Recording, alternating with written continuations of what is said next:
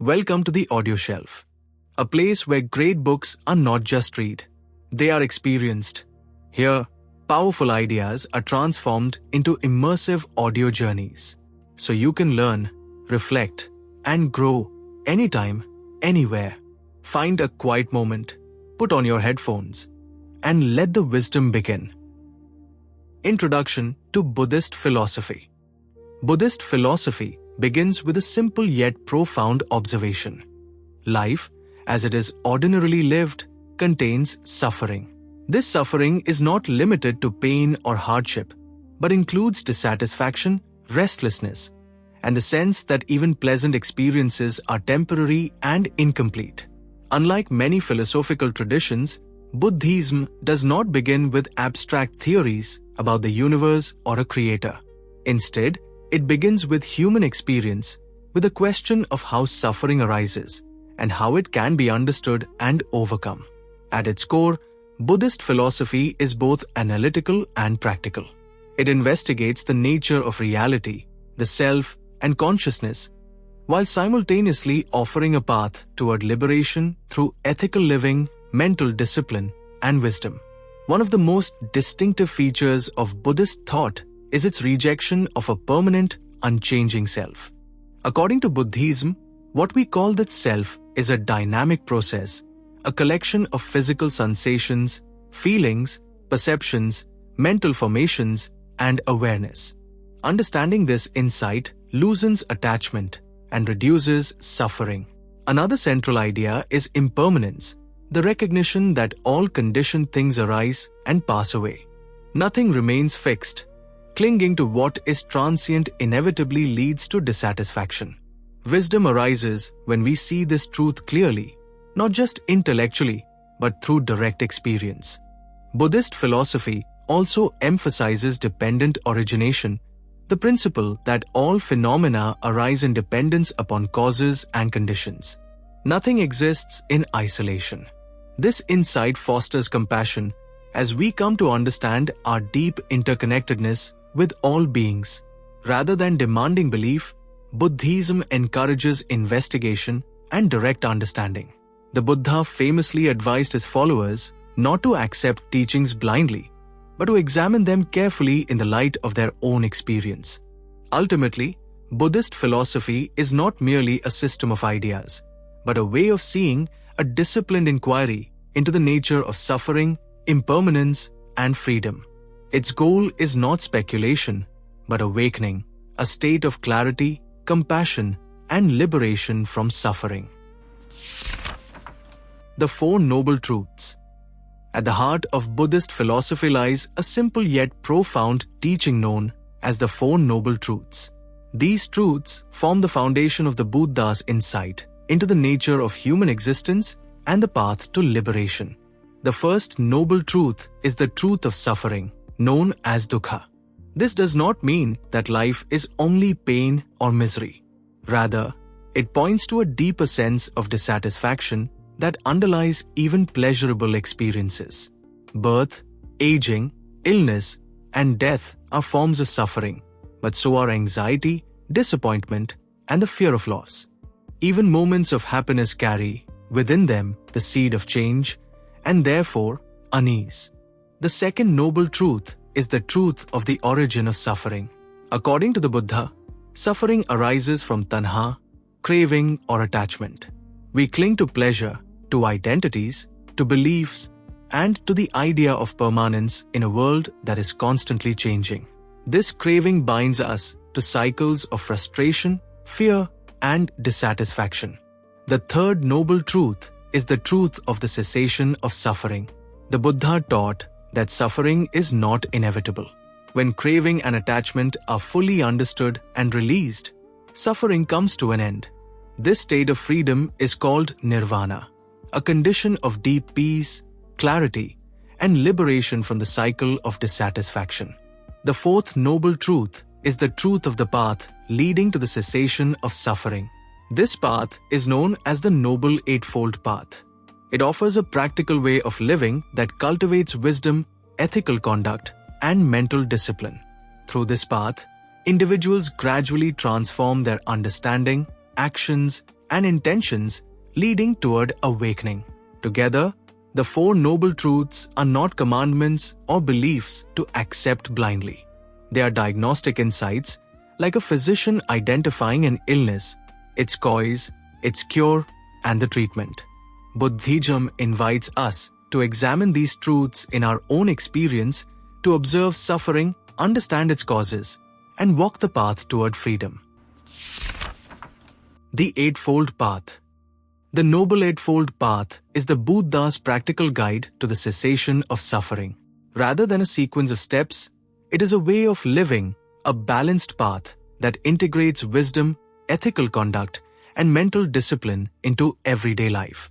The path is traditionally divided into three interconnected dimensions: wisdom, ethical action, and mental cultivation.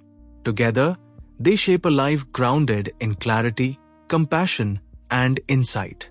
The first dimension is wisdom, beginning with right view. Right view is the understanding of reality as it truly is, recognizing impermanence, suffering, and non-self. It involves seeing how actions have consequences and understanding the Four Noble Truths not as abstract ideas, but as lived experience. Alongside right view is right intention. This refers to the mental orientation behind our actions. It involves intentions of renunciation rather than grasping, goodwill rather than ill will, and compassion rather than harm. Right intention shapes the moral quality of our thoughts and motivations. The second dimension of the path is ethical conduct. It begins with right speech, which encourages truthfulness, kindness, and mindfulness in communication. Avoiding lies, harsh words, and divisive speech helps cultivate harmony within ourselves and with others. Next is right action, which involves acting in ways that do not cause harm. This includes ethical behavior such as nonviolence, honesty, and respect for life. Right action grounds spiritual practice in concrete, everyday choices. Following this is right livelihood, earning a living in a way that does not exploit or harm others. The Buddha emphasized that our work should align with ethical values, as our livelihood deeply influences our mental and moral well-being. The third dimension is mental discipline, beginning with right effort. Right effort involves cultivating wholesome mental states and preventing unwholesome ones from arising.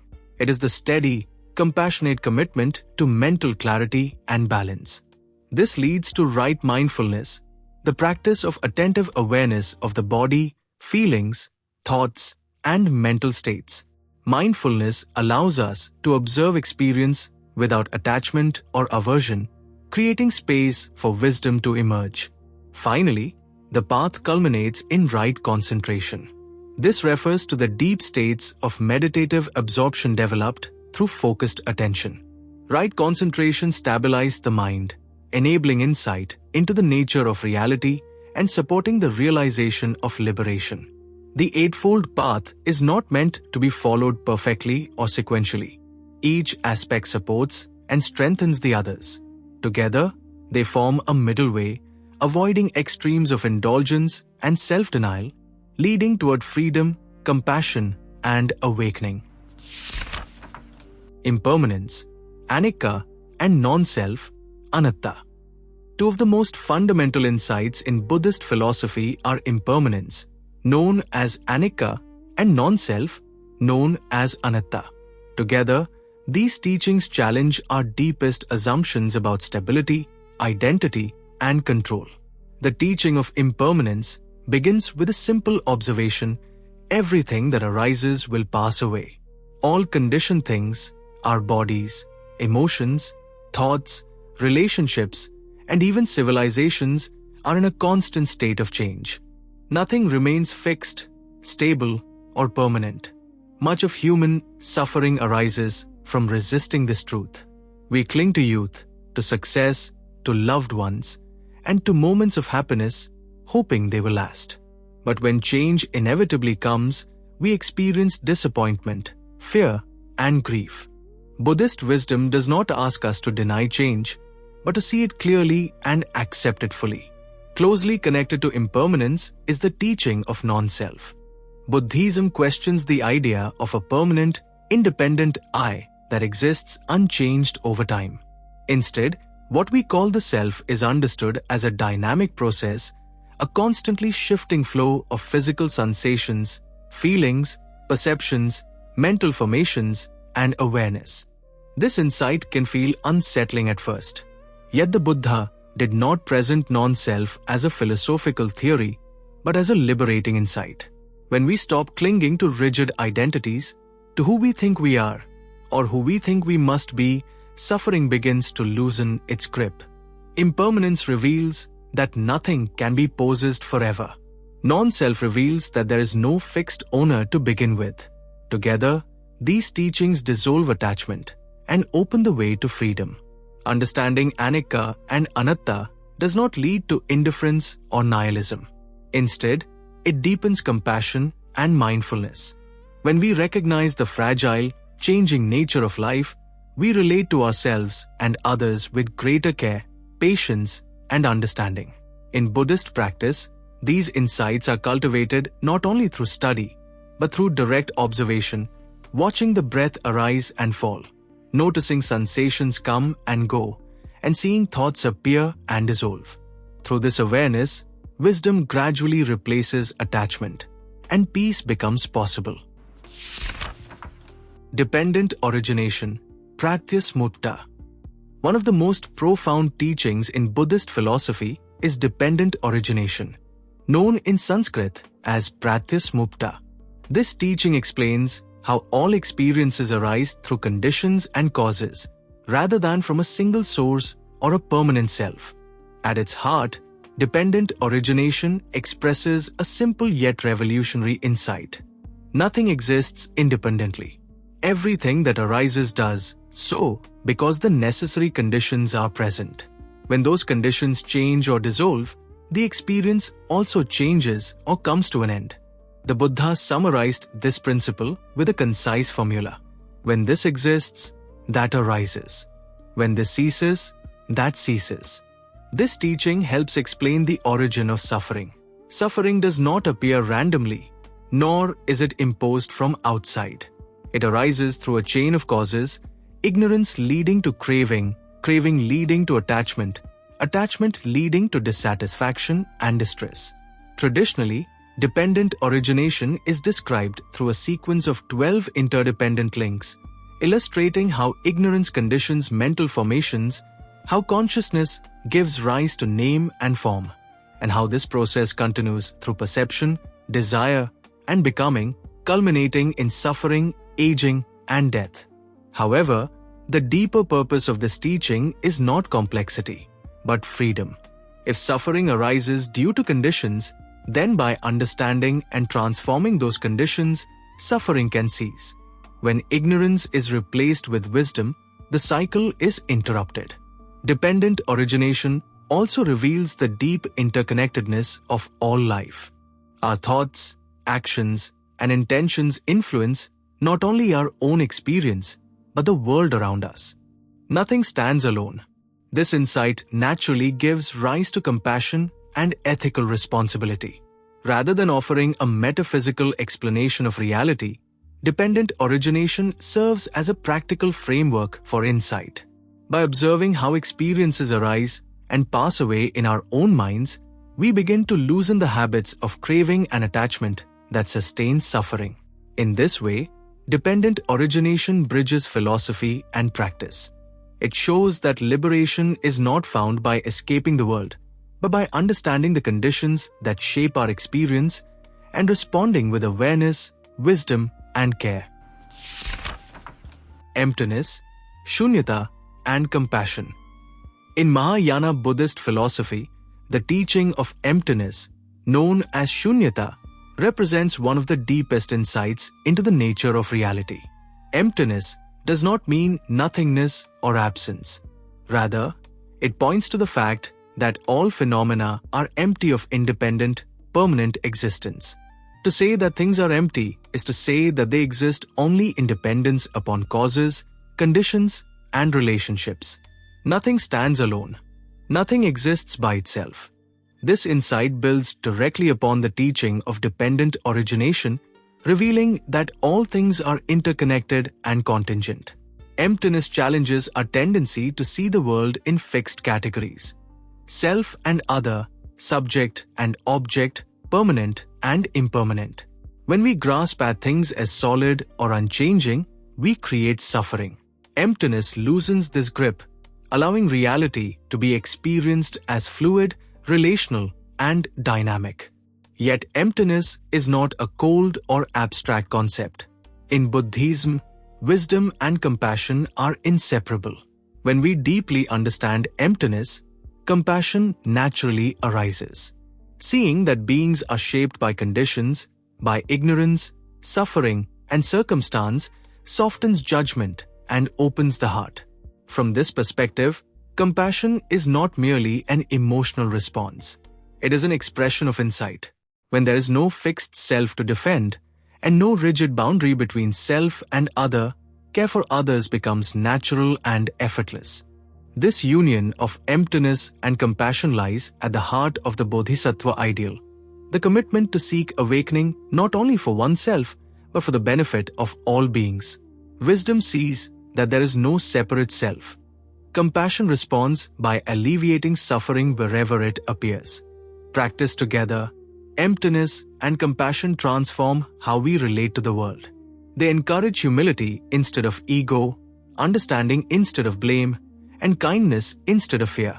In this way, Śūnyatā is not a denial of meaning, but a profound opening to freedom, empathy, and ethical responsibility.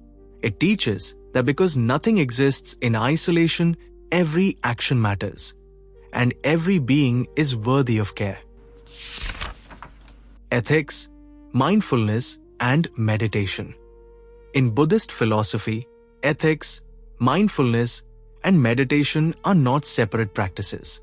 They form an integrated path that supports clarity of mind, compassion in action, and freedom from suffering. Buddhist ethics, known as Sila, provide the moral foundation for the path. Ethical conduct is not imposed as a set of rules, but cultivated as a natural expression of awareness and care. By refraining from actions that cause harm, such as violence, dishonesty, and exploitation, we reduce conflict both within ourselves and in our relationships with others. Ethical living creates the conditions for inner stability. When our actions align with our values, the mind becomes less burdened by guilt, fear, and regret. This stability allows mindfulness and meditation to depend naturally. Mindfulness, or sati, is the practice of present moment awareness. It involves observing the body, feelings, thoughts, and mental states as they arise and pass away without clinging and without resistance. Mindfulness reveals the impermanent and conditioned nature of experience, making insight possible. Through mindfulness, we learn to respond rather than react.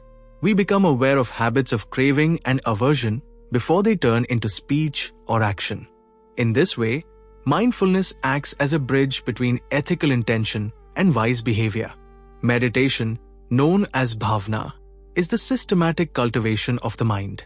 Buddhist meditation practices generally fall into two complementary forms: calm abiding, which stabilizes attention and develops concentration, and insight meditation, which investigates the nature of experience and leads to wisdom. Calm meditation quiets the restless mind, allowing clarity and focus to emerge. Insight meditation, guided by mindfulness, reveals impermanence, non-self, and dependent origination directly within one's own experience.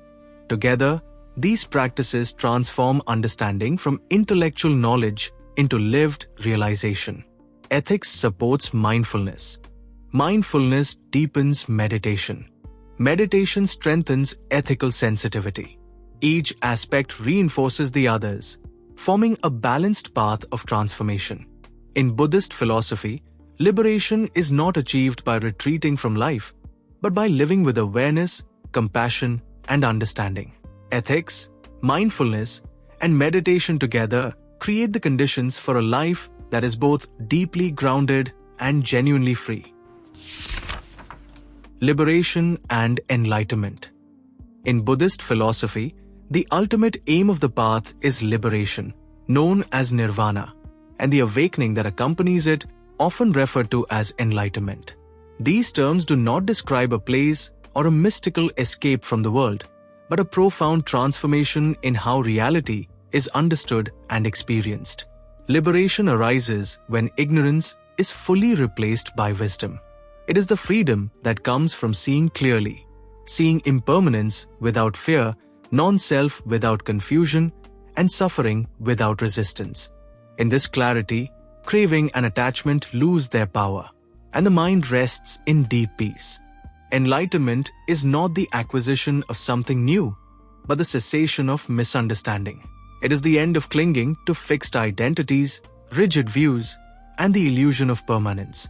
What remains is a mind characterized by insight, compassion, and equanimity. In early Buddhist traditions, liberation is described as freedom from the cycle of suffering and dissatisfaction. In Mahayana Buddhism, this insight expands into the Bodhisattva ideal, where awakening naturally expresses itself through compassion and the commitment to alleviate suffering for all beings. Rather than withdrawing from life, an enlightened perspective engages the world with greater care and wisdom. Actions arise not from desire or fear, but from understanding and compassion. In this sense, enlightenment transforms how one lives, relates, and responds to the world. Buddhist philosophy emphasizes that liberation is gradual and cultivated, not sudden or miraculous. It unfolds through ethical living, mindful awareness, and meditative insight practiced patiently and consistently. Ultimately, liberation and enlightenment point to a way of being that is free from compulsive grasping, grounded in awareness, and open to the interconnectedness of all life. It is a freedom that does not escape the world, but embraces it with clarity, compassion, and wisdom. As we come to the end of this journey through Buddhist philosophy, we are reminded that these teachings are not meant to be memorized, debated, or admired from a distance. They are meant to be lived slowly and attentively in the midst of ordinary life. The Buddha's insights point again and again to a simple truth. Suffering arises when we cling to what is impermanent, and freedom emerges when we learn to see clearly. Through wisdom, ethical living, mindfulness, and meditation, we begin to loosen the habits of grasping that shape our experience. Buddhist philosophy does not promise a life without difficulty. Instead, it offers a way to meet life as it is, with awareness rather than avoidance, with compassion rather than fear. It teaches us to observe rather than react, to understand rather than judge, and to respond with care. Liberation, in this sense, is not somewhere else. It is found in moments of clarity, in acts of kindness, and in the quiet understanding that nothing needs to be held too tightly. When we see that all things arise and pass away, the heart naturally softens. You do not need to master these teachings all at once. Even a small shift in awareness, a mindful breath, a compassionate response, a moment of letting go can change how life is experienced. As you return to your day, consider carrying just one insight with you. Perhaps the awareness of impermanence, perhaps the practice of mindful attention, or perhaps the simple intention to meet yourself and others with greater compassion. Thank you for spending this time with the audio shelf. May these teachings support clarity in your mind, kindness in your actions, and peace in your heart.